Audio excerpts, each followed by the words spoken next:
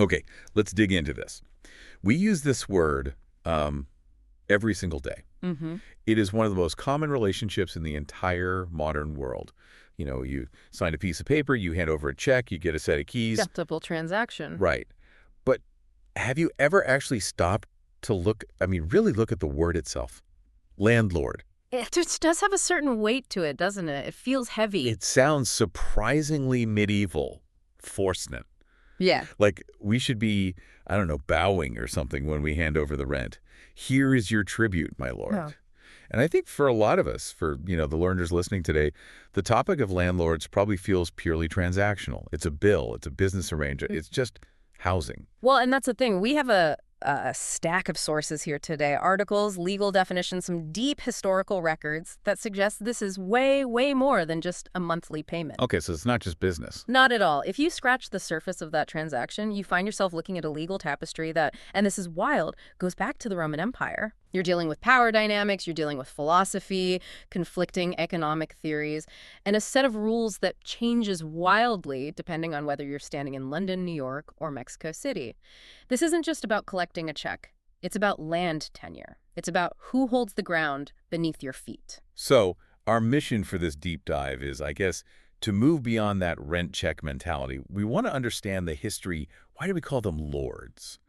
We want to look at the global differences, the economics of the so-called accidental landlord, and the heavy, heavy philosophical criticism that has followed this profession for centuries. And we should probably clarify right at the top what we're actually talking about, because the definition itself, it isn't as simple as just the guy who owns the house. Right, so definition time. A landlord is the owner of property, could be a farm, a house, a condo, or even just raw land that is rented or leased to a tenant. And the tenant is also called the lessee. Lessee. And the landlord is the lessor. Or simply the owner. But here is the first little bit of nuance that really caught my eye in the readings. A landlord doesn't have to be a human being. What do you mean? The source material talks about a juristic person. A juristic person. That sounds like a sci-fi term. I am a juristic person. Take me to your leader. It kind of does, but it basically just means an entity, like a corporation. So a massive investment firm can be your landlord. It occupies that exact same position legally, just as a person would. So when we say landlord, we shouldn't just picture a guy in a cardigan with a keychain. No, you should also picture a multinational conglomerate, too. Which changes the dynamic completely, doesn't it? I mean, dealing with a person is one thing. Dealing with a faceless entity, a corporation, that's something else entirely. It creates a layer of abstraction, and that abstraction is a key theme we're going to see developing over the centuries. And before we get too deep into all the heavy stuff, there's one very specific, very British exception to this definition that I absolutely love. The pub exception? The pub exception. In the UK, if you run a pub, you are the landlord. You are. Even if you don't own the building. Often, yes. The manager or the licensee of a public house is affectionately known as the landlord or landlady.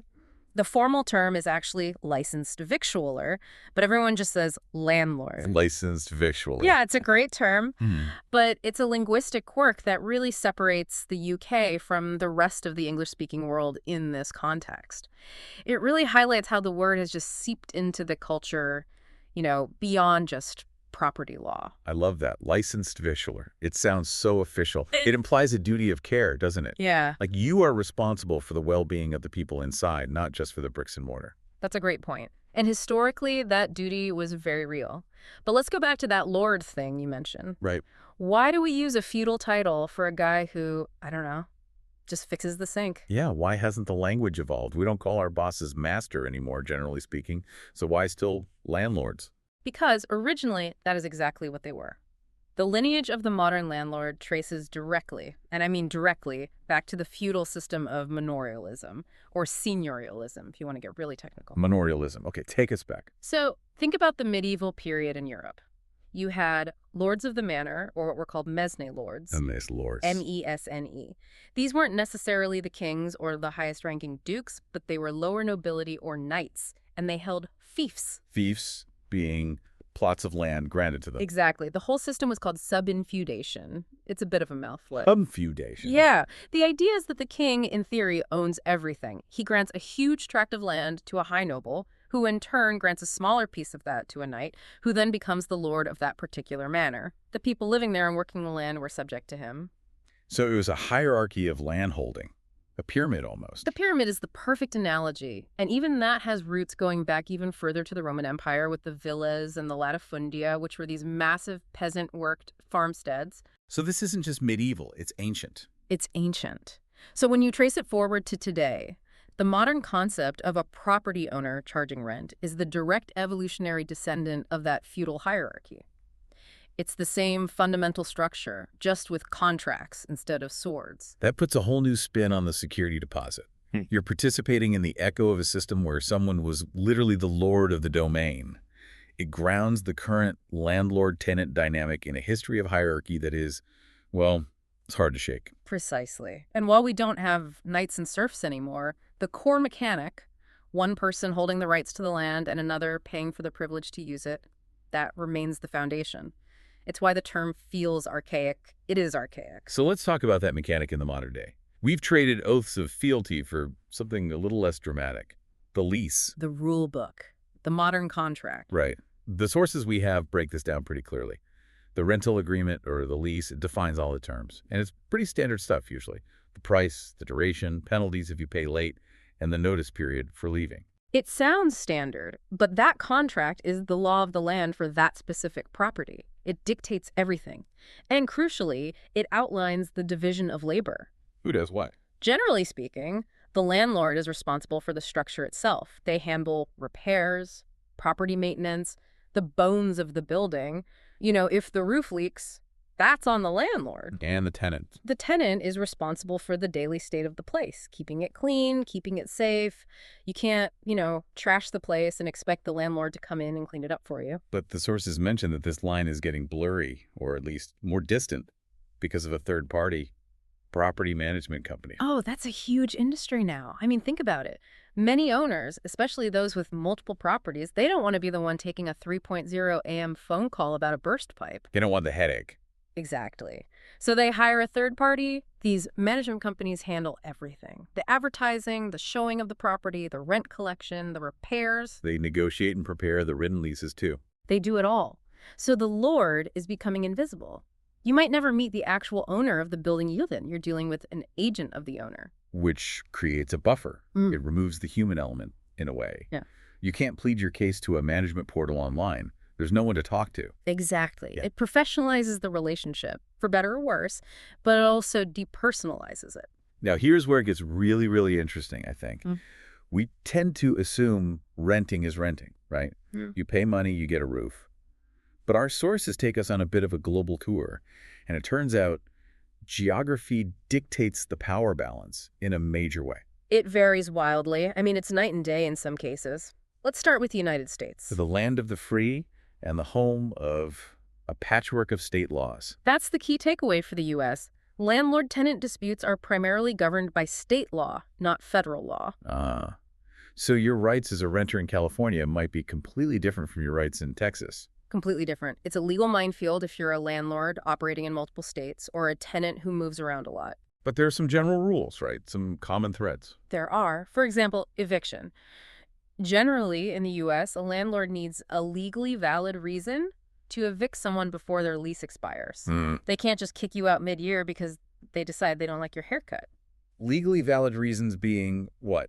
Not paying rent, destroying property. The usual suspects, yes. But once the lease ends... That's a different story. A very different story. Usually, they can end the relationship without giving a reason at all once the term concludes. They just don't renew the lease. And there's this concept of habitability. I found this fascinating. The implied warranty of habitability. This is huge. It's a legal doctrine that means that no matter what the lease says, or even if there's no written lease, the landlord must provide a basic, safe, livable space. So things like smoke detectors, secure doors, running water, heat in the winter. You know, the basics. You cannot legally rent out a death trap. Okay, but what happens when they don't? This is a classic conflict loop mentioned in the text. The landlord fails to fix something, say the heat goes out in January, so the tenant gets mad. Right. And the tenant's first instinct is often, well, I'm not paying rent until you fix the heat. which seems reasonable. It seems reasonable, but in most U.S. states, withholding rent is justifiable grounds for eviction. So it's a catch-22. The total catch-22. You stop paying to protest the unlivable conditions, and a lease says if you stop paying, you're out. It creates this spiral of service failure versus rent withholding, and it often ends up in court. The sources also mentioned discrimination in the U.S., specifically these sorts of income laws.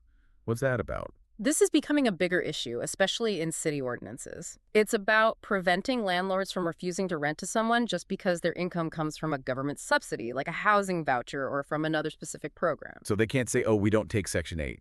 In a city with one of these ordinances, no. It's an attempt to level the playing field and prevent economic segregation. And we're also seeing a rise in tenants' unions, who are organizing to lobby for policy changes and protect these rights. It sounds like the U.S. system is very adversarial by design. It almost assumes conflict will happen. It can be very litigious, yes. The courts are a major part of the landlord-tenant landscape there. Okay, let's hop across the border to the north, Canada. Is it just the U.S. system with better manners? Or is it fundamentally different? It's similar in its basic structure. It's governed by provincial law regarding property and contracts rather than federal law, so you still have that patchwork effect. But there are some distinct differences in the power dynamic. And the sources point to rent control as a big one. Yes, some provinces have very strict caps on how much a landlord can increase the rent each year. It's often called rent regulation. This provides a lot more stability for tenants. So you're not going to get a notice that your rent is doubling next month. Unlikely in a rent-controlled province, no. And regarding eviction, the text notes that landlords have a limited number of reasons for eviction. So they can't just kick someone out on a whim when the lease is up. It's much harder. The constraints are tighter. The system tends to favor the stability of the tenant a bit more than some U.S. jurisdictions might. The default isn't the lease is over, you're out. It's more like the tenancy continues unless there's a good reason to end it. Interesting. Okay, let's cross the Atlantic. The United Kingdom, the motherland of the landlord term itself. This section of the source material was dense. It felt like reading a law library. It is a complex web of acts. It's very, very codified. You've got the Landlord and Tenant Act of 1985, which sets the minimum standards for repairs. You've got the Housing Act of 2004, which deals with health and safety. The UK legal system loves to legislate this relationship. So let's break down the standard rental agreement. They call it an AST. An assured short-hold tenancy. That's the most common type of rental for private tenants. And how does that work, say, with rent increases? Well, the interesting thing here is the rent review. During a fixed term, say 6 or 12 months, the rent is usually fixed. Right. But once that term ends, rents can be freely increased, provided the landlord gives proper notice. And if you don't pay, if you fall behind, then you run into the Section 8 notice. Now, for our American listeners, we should be clear. Don't confuse this with the U.S. housing voucher program, also called Section 8. Correct. Totally different things, same name. In the UK, a Section 8 notice under the Housing Act of 1988 is an eviction notice. It's served for things like unpaid rent. Usually, if you were 8 weeks or 2 months in arrears, the landlord has a mandatory ground to apply to the court for a possession order. So it's a very specific legal process. Extremely specific. But the UK also has this distinction that confused me at first between a leasehold and a tenancy. Right. I was going to ask about that. What's the difference? It is confusing. In the UK, a tenancy is what we've been talking about, the standard rental. But a lease, or leasehold, typically refers to a very long-term arrangement. Specifically, the source notes anything exceeding 7 years must be registered as a new leasehold estate. 7 years. So we're not talking about your typical apartment rental. No, not at all. These are often for 99 years or even 999 years. It's a system where you buy the right to live in a property for a very long time, but you don't own the land it's on.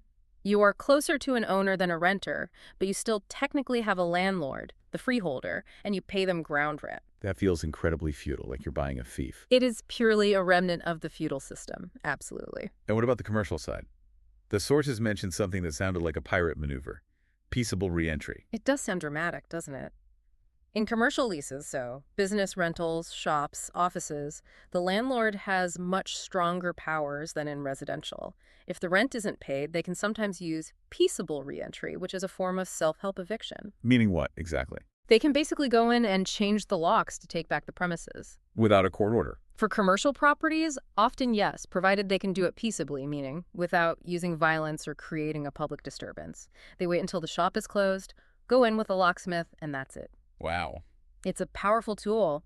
However, the old practice of distress, which was seizing the tenant's goods and selling them to pay for the rent, that has been banned for commercial properties now. Okay, so the UK is heavy on regulation, lots of specific acts, very particular rules. Now let's go south. Mexico. The source says this is a tenant-friendly system. Very much so. It offers a really sharp contrast to what we've been talking about in the US and UK. In Mexico, the legal framework tends to favor the tenant heavily.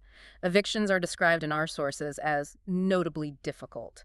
There was one detail here that gave me anxiety just reading it, the indefinite trap. It is a massive risk for landlords, and it's something anyone renting property in Mexico needs to be aware of. If a landlord forgets to give timely notice to the tenant before a lease ends, the agreement can automatically transition into an indefinite term agreement. Meaning the tenant can just stay forever. Well, not forever, but potentially for a very, very long time. The lease doesn't just end, it transforms into a permanent right to occupancy until a new agreement is made or a lengthy legal process is undertaken. Wow. And if you do need to evict someone for a valid reason. It's not a quick process. The text says it requires judicial intervention, and it often takes weeks, or more realistically, months, sometimes much longer, because tenants can file appeals or request extensions. It's a slow-moving legal battle. And it mentioned police assistance is often required. Yes. If a tenant refuses to vacate following a final eviction order from a judge, landlords often need judicial support and police assistance to actually enforce the eviction. It can become a very tense physical and legal situation very quickly. Unbelievable. And what about rent control?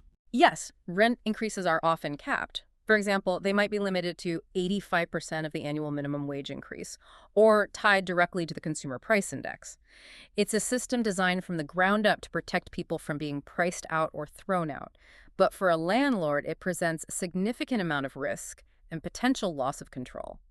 So hearing all this, the legal headaches in the UK, the risks of indefinite tenants in Mexico, the court battles in the US, it really raises the question, why do it? Why be a landlord? That brings us squarely to the economics of the role. At its core, it's a balance of yield versus risk. Yield being the profit. Right. There are two main incentives, two ways to make money. First, there's the rental yield. That's the monthly profit you make after you've paid the mortgage, the insurance, the taxes, the repairs. The cash flow. The cash flow. And second, there's capital growth. You hope the property itself gets more expensive over time so you can sell it for a big profit down the line. That's property price inflation working in your favor. But the list of risks in the source material is fresh. It is the stuff of nightmares for a property owner. Tenant disputes, which we've talked about, intentional damage to the property or just neglect. What happens if insurance is unavailable or too expensive for your area, say because of floods or fires? What happens if there is a major economic slump and you can't find a tenant at all? And then there is negative equity. Yeah. That sounds bad. That's when you owe more on the mortgage than the house is actually worth. This was a huge problem after the 2008 financial crisis. You're trapped. You can't sell without taking a massive loss, and you might not be able to get enough rent to cover the mortgage payments. It's a terrifying place to be for an investor. And this gets amplified by a concept called leverage. Leverage is the key concept here. It's the engine of property investment. Leveraged buy-to-let. It means borrowing money to buy the rental property. Very few investors pay cash for a house. So you put down a small amount of cash, maybe 20%, and borrow the other 80% from the bank. Exactly. And what that does is it amplifies your potential gains. If the house price goes up by 10%, your return on your actual cash investment is huge, but it also intensifies the risks. That's a double-edged sword. It absolutely is. Because if the price goes down, your losses are also amplified. The source notes that this risk is objectively intensified if the investor is limited to a small number of similar homes in an area lacking economic resilience. What does that mean, economic resilience? It means the local economy is not diversified. Maybe it's a small town that relies on one factory. If that factory closes, everyone loses their jobs, property values plummet, and if you own 3 rental houses there, you are in a world of trouble. And yet, despite all these risks, not everyone plans to be a landlord. I love this term the source uses, the accidental landlord. It sounds like a movie title, doesn't it? A quirky comedy. Coming this summer, The Accidental Landlord, starring someone who looks very, very stressed. But it's a real demographic. It is. And these are people who didn't set out to be real estate tycoons. They didn't do a bunch of research on leverage and yield. So who are they? What are the scenarios? The sources list a few classic ones. Maybe you inherited a property from a parent and you don't want to sell it for sentimental reasons, or the market is bad, so you rent it out. Okay, that makes sense. Or maybe you moved in with a partner and you decided to keep your old condo and rent it out just in case. Or, and this happens a lot in economic downturns, you needed to move for a new job, but you couldn't sell your house because prices had dropped. You were in negative equity. So your only option was to rent it out and hope the market recovered. So these aren't the corporate juristic persons we talked about earlier. These are just regular people who are suddenly thrust into property management. Which brings its own set of challenges. They often lack the expertise. They don't know the specific laws we just discussed. They often take things personally, like a late rent payment or a damaged wall. It's not just business for them, it's their former home. Now, a key part of the financial mechanics for any landlord, accidental or not, involves the security deposit. We all hate paying it. Landlords love holding it. It's a huge barrier to entry for tenants, absolutely. Coming up with first month's rent plus a deposit can be thousands of dollars. But for landlords, it's their insurance policy. It's the only real protection they have. And its purpose is to cover things like Unpaid rent, if the tenant leaves without paying their last month. Damage beyond normal wear and tear. And significant cleaning costs if the place is left a mess. But there's an interesting regulation mentioned in some places called bond systems. This sounds like a way to make it fairer. This is a great idea, and it's being adopted more and more. In some jurisdictions, the deposit money isn't held by the landlord at all. So where does it go? It is held by a neutral third party, like a government body or a licensed real estate agent in a trust account. What's the point of that? It prevents the landlord from unfairly withholding the deposit. At the end of the tenancy, if there's a dispute over deductions, this third party acts as a mediator. It stops the landlord from just deciding to keep the money for, a tiny scratch on the floor. It keeps the playing field a bit more level. That seems like a really sensible solution. It does. It professionalizes the process and protects both sides. I want to take a quick detour here. We've been talking about laws and economics, which can get pretty heavy. But let's go back to that UK pub thing. The licensed victualler. Yes. I dove into the notes on this because it's so unique. So in the UK, the pub owner is the landlord. But the other term for them, publican, that comes from Roman tax farmers. Publicanus, yes. Properly, it was the appellation of a Roman public contractor, or, more commonly, a tax farmer. It's amazing how many of these terms, when you dig deep enough, lead you right back to Rome. But what I found most fascinating in the source was the charity aspect connected to this. The licensed trade charity. Right. It's a specific charity for this one profession. It was formed in 2004 from a merger of some much older societies, some going back to the 1790s, and they actually run private schools. The licensed victualler school in Ascot. That is just wild to me. So if you run a pub in the UK, you can get a discounted education for your children at a prestigious private school in Ascot. Exactly. It reminds us that landlording, at least in the pub sense, is an ancient trade with its own guilds, its own support systems, its own unique culture. It's not just a business. It's a community with centuries of history and tradition behind it. Okay, we've done the history, the laws, the fun pub facts. Now, I think we have to get into the heavy stuff, the criticism. And there is a lot of it. The source material makes it very clear that the concept of the landlord has been controversial for as long as it has existed. This isn't a new debate that started on Twitter. No, it starts with the very philosophy of land ownership itself. Right. The big question. Should land be a commodity? Should you be able to own a piece of the earth and charge someone else for the privilege of standing on it? The sources draw a sharp contrast between the European colonial view and indigenous perspectives. Yes. For many Native American tribes, for instance, the idea of owning land in the European sense was completely foreign. Land was not a commodity to be bought and sold. Ownership varied. Sometimes it was communal, sometimes it was based on use. But the concept of landlordism, as we know it, was largely a European import, often imposed by force. And even among Europeans, there were some heavy hitters who really, really disliked the idea. Adam Smith, the father of capitalism. You'd think Adam Smith would be all for it, but he had a truly scathing critique in his book, The Wealth of Nations. He said landlords love to reap where they never sowed. That is a burn, isn't it? Reap where they never sowed. What did he mean by that exactly? Yeah. He was making a very specific economic argument. He was arguing that landlords demand rent for the land's natural product. They aren't necessarily improving the land, they aren't working it, they aren't adding value through labor. They're just charging for access to a natural resource that they happen to own. It's what economists now call economic rent, passive income, derived from ownership of a resource, not from productive work. And then there's Henry George. He took this idea even further. Henry George is a fascinating figure from the late 19th century. He was an American economist who believed that land and all its natural value belongs to everyone equally. So what was his solution? He proposed a public tax on economic rent. It's now more commonly known as a land value tax. A tax on just the value of the land, not the buildings on it. Precisely. And he believed that if you taxed the economic rent of land at a high enough rate, it would be so profitable for the public that you could abolish all other taxes. No income tax, no sales tax, nothing. Nothing. Just a single tax on land value. It was a radical idea then, and it's still a radical idea today. But moving to more modern criticism, the conversation shifts to monopoly and power. This is where that juristic person, the corporation, comes back in a big way.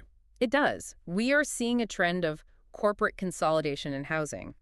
Huge corporations, private equity firms, buying up vast amounts of housing stock, especially single-family homes. The source had a jaw-dropping statistic about Atlanta. I had to read it twice. It is staggering. It says that in a single zip code in Atlanta between January 2011 and June 2012, in the wake of the foreclosure crisis, 90% of the houses sold were purchased by institutional investors. 90%. 9-0. So if you're a regular family trying to buy a home there, you're competing against a wall of corporate money. You're not just competing, you're being shut out of the market entirely. And this leads to something the source calls the foreclosure loop. The foreclosure loop. Corporate landlords buy up thousands of foreclosed homes, often from the very banks that initiated the foreclosures, and then they turn around and rent them back, sometimes to the original owners who lost them. Talk about a power shift. You go from owning your home to renting it from a massive corporation that bought it for pennies on the dollar. It's a fundamental shift in the housing market. And then you have the extreme version of this monopoly, company towns. This is the ultimate monopoly, right? A situation where one single corporation owns all the housing and all the businesses. So your boss is also your landlord. Yes. The source mentions the squeeze this creates.